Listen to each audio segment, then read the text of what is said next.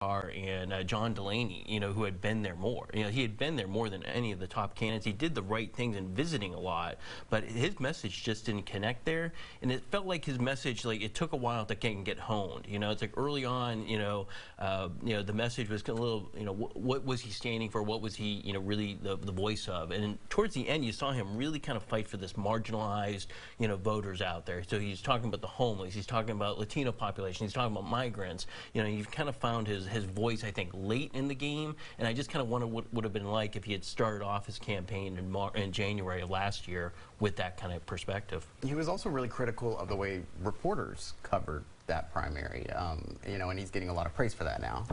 Right, yeah, I mean, he was on Rachel Maddow the night after dropping out. He talked about this disconnect that he sees in the ways that candidates of color are covered by the media. There's something he's talked about even before the presidential campaign is, the questions that he constantly gets from reporters about why he's not fluent in Spanish, which overlooks the fact that many, Hispanic Americans are, speak English.